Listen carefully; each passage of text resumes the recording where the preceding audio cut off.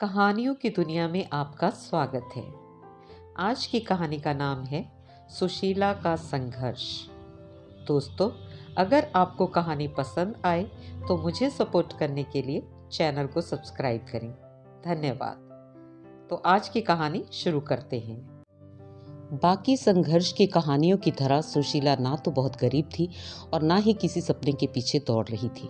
वह एक साधारण जिंदगी जी रही थी, जैसा ज्यादातर लोग जी रहे हैं। सुशीला की शादी हुई। वह एक औसत आरामदायक जीवन बिताने लगी। उसकी जिंदगी तब और अच्छी हो गई जब उसके पास एक बच्ची आई।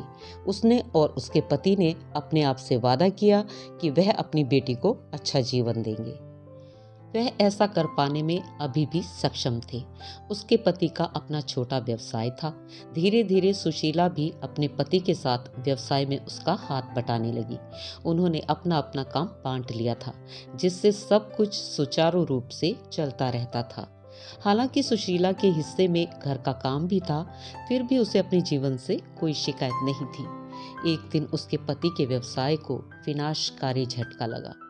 उन दोनों ने इस नुकसान से उबरने का बहुत प्रयास किया, लेकिन 3-4 साल में उनके व्यवसाय ने दम तोड़ दिया। उसके पति को पूरी तरह से अपने काम को बदलना पड़ा। वह एक नए व्यवसाय के साथ एक सपने को पूरा करने के लिए तरस रहा था। वह अपने पति को अभी भी वैसे ही देखती जैसा पहले देखा करती थी। समय बदलने के साथ उसने अपने बर्ताव को नहीं बदला। साथ ही वह उसका पूरा सहयोग भी कर रही थी, लेकिन फिर भी उसके पति का बर्ताव उसके लिए बदल चुका था। अपने पति के ऐसे बर्ताव से वह कभी कभी बहुत दुखी हो जाती थी। तब उसे लगने लगा था कि वह अपने पति के लिए बोझ बन चुकी है और वह नहीं समझ पाती थी इस दुनिया में उसका वजूद क्यों है। धीरे धीरे सुशीला खुद को दोषी महसूस करने लगी कि वह घर चलाने के लिए कुछ भी पैसा नहीं दे पा रही है। उसने घर से बाहर कभी किसी दूसरे के लिए काम नहीं किया था। कहने की जरूरत नहीं है कि वह परेशान थी, फिर भी उसे भरोसा था कि सब ठीक हो जाएगा। वह नौकरी की तलाश करने लगी। उसे पार्ट टाइम जॉब चाहिए था, जिससे उसे नौकरी मिलने में काफी परेशानी हो रही थी। साथ ही नौकरी से संबंधित सवाल उसे परेशान कर देते थे। वह लंबे समय से अपने पति के साथ काम कर रही थी। उसे लगा वह सब कुछ भूल चुकी है। इसी बीच उसकी माँ काफी बीमार हो गई। उसे एक सप्ताह उनके साथ अस्पताल में रहना पड़ा। जब उसकी माँ अस्पताल से लौटी तो वह उनकी सहायिका बन गई। उसने खरीदारी किया, कपड़े धोए, घर साफ किया, खाना बनाया और वह दूसरे काम जो उसकी माँ अब नहीं कर पा रही थी। बेशक उसे अपनी माँ के लिए मेहनत करके बहुत अच्छा लग रहा था, लेकिन फिर भी उसे लगा कि उसे पैसों का जरिया खोजने की ज़रूरत है। एक दिन उसकी तरफ से किए गए आवेदनों में से एक का जवाब आया।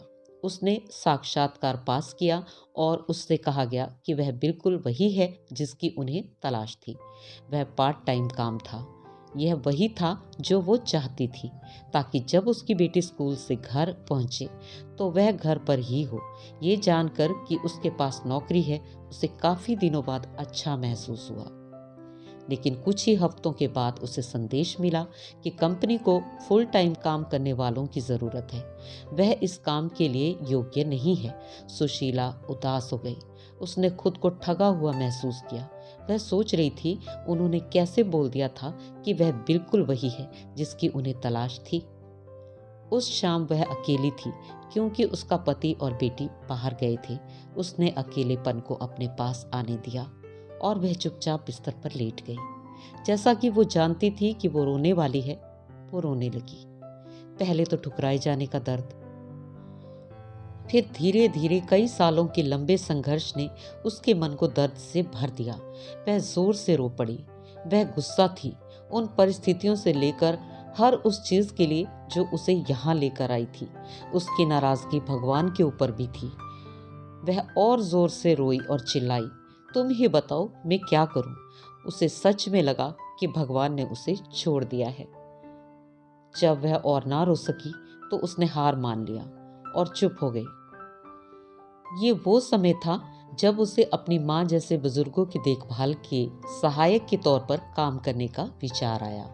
उसने कुछ पर्चे छपवाए, उन्हें मंदिर, मस्जिद, चर्च और किराना स्टोर में बांट दिया। यहाँ तक कि अखबार में एक छोटा सा विज्ञापन भी दिया। 2 सप्ताह बाद उसे 2 नए ग्राहक मिल गए। अब भले ही वह किसी बड़ी कंपनी की मालकिन नहीं थी, फिर भी वह फिर से खुशी को महसूस करने लगी थी। और अब वो समझ चुकी थी, प्रकृति ऐसी ही है। तो दोस्तों, आपको ये संघर्ष भरी कहानी कैसी लगी, कमेंट में ज़रूर बताएं। जल्द ही आपसे मिलती हूँ एक नई दिलचस्प कहानी के साथ। तब तक के लिए नमस्कार।